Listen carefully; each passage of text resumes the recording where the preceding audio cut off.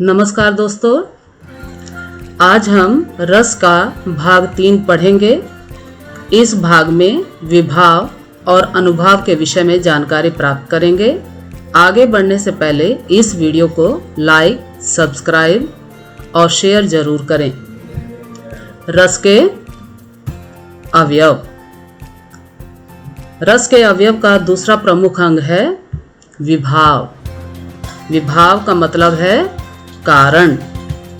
अब इसकी परिभाषा: भाव जागृत करने के कारक या कारण, साधन या सामग्री को विभाव कहते हैं। ऐसे कारण जिससे स्थायी भाव उत्पन्न होता है विभाव कहलाता है। अर्थात स्थायी भावों को जागृत करने वाले कारण विभाव कहलाते हैं।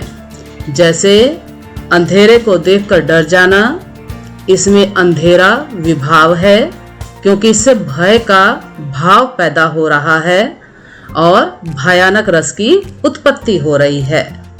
इसके 2 भेद हैं। पहला, आलंबन विभाव।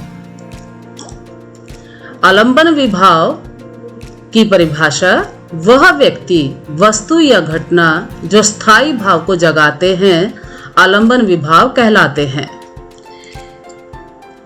जब किसी व्यक्ति या वस्तु को देखकर हमारे मन में भी ठीक उसी तरह का भाव पैदा होता है तो वह उत्पन्न होने वाला भाव ही आलंबन विभाव कहलाता है।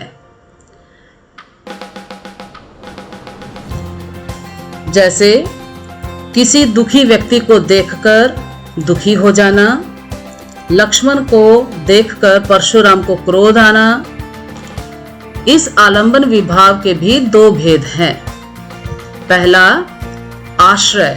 आश्रय का मतलब है जिसके हृदय में भाव पैदा होता है, जिसके हृदय में, जिसके मन में स्थायी भाव जगता है। जैसे इस चित्र के अंदर कृष्ण को देखकर राधा के मन में भाव पैदा हो रहा है, तो राधा यहाँ पर आश्रय है। इसका दूसरा भेद है विषय। जिस वस्तु को देखकर भाव पैदा होता है उसे विषय कहते हैं।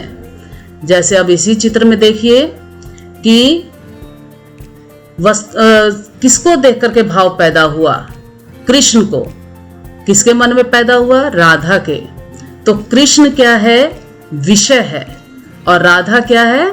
आश्रय है। अब विभाव का दूसरा भेद उद्दीपन विभाव। उद्दीपन विभाव का मतलब है उद्दीप्त। उद्दीपन का मतलब है उद्दीप्त करना, तेज करना और बढ़ाना, तीव्र गति प्रदान करना। अब इसकी परिभाषा: बाहरी वातावरण, चेष्टाएं आदि जो स्थायी भावों को उद्दीप्त करते हैं उद्दीपन विभाव कहलाते हैं। स्थायी भाव को और अधिक उद्दीप्त या उत्तेजित करने वाले कारण उद्दीपन विभाव कहलाते हैं। वे परिस्थितियां या बाहरी वातावरण जो स्थायी भाव को और अधिक बढ़ाते हैं या उसे तीव्रता प्रदान करते हैं उन्हें उद्दीपन विभाव कहते हैं। जैसे अग्नि में जब घी डालते हैं तब वह और तेज हो जाती है। उसी तरह स्थायी भाव को भी उद्दीप्त करने में बाहरी वातावरण, प्रकृति आदि जो है उसमें सहयोग देती है कि स्थायी भाव जल्द से जल्द जागृत हो जाए। जैसे बाहरी वातावरण में क्या हो सकता है? अंधेरी रात हो, एकांत हो, शत्रु के साथ सेना हो, युद्ध के बाजे बजते हो, तो ये सब क्या है? बाहरी वातावरण और चेष्टाएं हैं जिसके कारण उद्दीपन विभाव उद्दीप्त हो जाता है, जागृत हो जाता है। और यह स्थायी भाव को तीव्रता प्रदान करता है। अब अनुभाव। अनुभाव की परिभाषा, आश्रय की समस्त शारीरिक एवं मानसिक चेष्टाओं को अनुभाव कहते हैं, जैसे लाल आंखें, चेहरे पर तनाव, आंखें झपकाना आदि।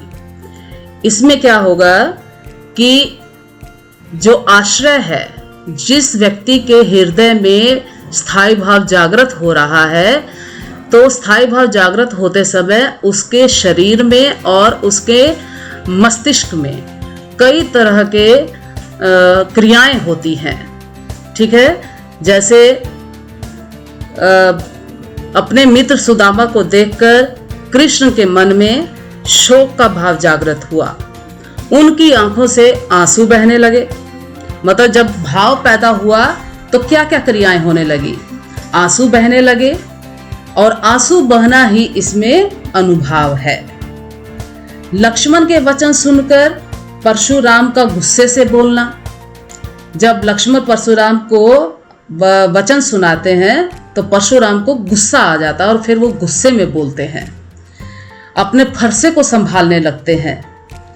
और जब व्यक्ति डरता है तो डर से क्या होता है, कौन सी क्रियाएं होती हैं, पसीना पसीना हो जाता है, कांपने लगता है, चीखने लगता है और रोने लगता है। इस तरह की क्रियाएं अनुभाव में होती हैं।